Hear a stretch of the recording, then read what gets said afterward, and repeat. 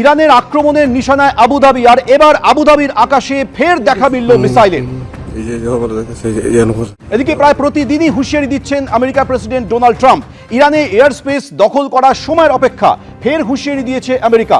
ইরানের মিসাইল এবং missile launcher দুই পুরোপুরি ধ্বংস করা হবে হুঁশিয়ারি দিয়েছেন ডোনাল্ড ট্রাম্প। হুঙ্কারের মধ্যে ইরান হামলা নিয়ে সেনেটে স্বস্তি ডোনাল্ড ট্রাম্পের। ইরান থেকে সেনা ফেরানোর প্রস্তাব সেনেটে পেশ করেছিল ট্রাম্পের দল। রিপাবলিকান পার্টির সেনেটর 53-47 ভোটে আমেরিকার সেনেটে সেই প্রস্তাব ভোটাভুটিতে পরাজিত হয়েছে।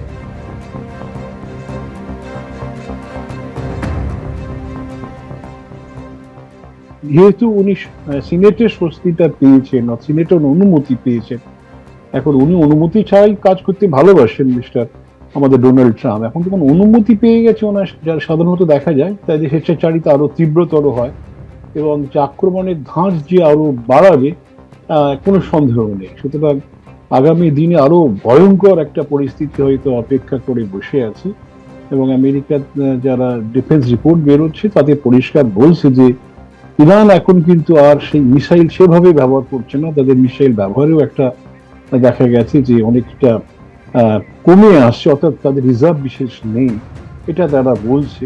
অর্থাৎ আমেরিকা মোটামুটি মনে করছে যুদ্ধ প্রায় জিতে গেছি, এই একটা মনোভাব এসে গেছে। এখন তো সিনেট যখন অনুমতি দিয়েছে যা খুশি করা যাবে, এই একটা মনোভাব নিয়ে কিন্তু আগামী যতদিন যুদ্ধ হয় ততদিন কিন্তু ডোনাল্ড ট্রাম্প সেভাবেই চলবেন। উনি মনে করছেন যে ওনার দেশে অ্যাটলিস্ট কোনো বাধা নেই এবং দেশের বাইরেও তো অনেক বন্ধু বান্ধব রয়েছে, ভয় পাচ্ছে সবাই কেউ প্রত্যক্ষ পরোক্ষভাবে সবাই ওনার সঙ্গেই আছে। সুতরাং ইরান যুদ্ধটা উনি প্রায় জিতে ফেলেছেন, এটা উনি নিজেও মনে করছেন এবং যারা আমরা দূর থেকে দেখছি তাতে অনেকেরই ধারণা হচ্ছে যে বোধহয় কিছুটা একপক্ষীয় মানে এক পেশা যুদ্ধ বোধহয় চলছে। ইতিমধ্যেই যুদ্ধ পরিস্থিতি নিয়ে উদ্বেগ প্রকাশ করেছে ভারত, আর এবার বার্তা দিলেন প্রধানমন্ত্রী। সেনা পাঠিয়ে সমস্যার সমাধান সম্ভব নয়, কার্যত যুদ্ধের বিরুদ্ধে বার্তা দিয়েছেন নরেন্দ্র মোদী। একটা সংকটের মধ্য দিয়ে যাচ্ছে সারা বিশ্ব। ইউক্রেন থেকে মধ্যপ্রাচ্য, বিশ্বের অনেক জায়গায় যুদ্ধের পরিস্থিতি। আমরা আলোচনা এবং কূটনীতির মাধ্যমে সমস্যার সমাধানের পক্ষে। শুধুমাত্র সেনা পাঠিয়ে সমস্যার সমাধান সম্ভব নয়। ইউক্রেন হোক বা পশ্চিম এশিয়া, আমরা সর্বত্র শান্তির প্রচেষ্টা চালিয়ে যাব। পশ্চিম এশিয়ায় যুদ্ধ পরিস্থিতিতে বার্তা দিয়েছেন প্রধানমন্ত্রী। आज विश्व एक अस्थिरता और अनिश्चितता के दौर से गुजर रहा है। यूक्रेन से लेकर वेस्ट एशिया तक दुनिया के कई हिस्से उसमें संघर्ष की स्थिति बनी हुई है।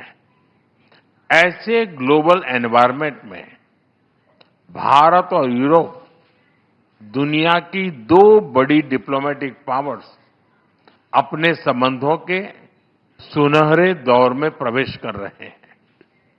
हमारा बढ़ता सहयोग वैश्विक स्थिरता, विकास और साझा समृद्धि को नई मजबूती दे रहा है। रूल ऑफ लॉ, डायलॉग और डिप्लोमेसी में विश्वास रखते हैं।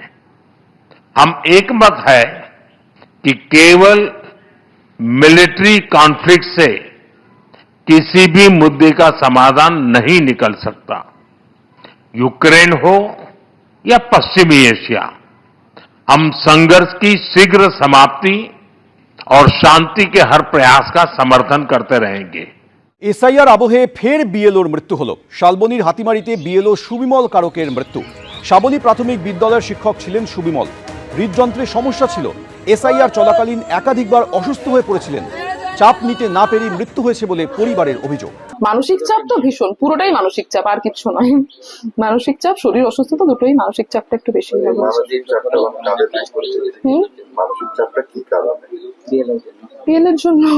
বিএলওর জন্য আরো অনেক কিছু, এবার আমাকে অত তো বলতে পারবো না, কিন্তু বিএলওর জন্য যে মানসিক চাপ, এটা ভাবি অনেকবার বলেছে।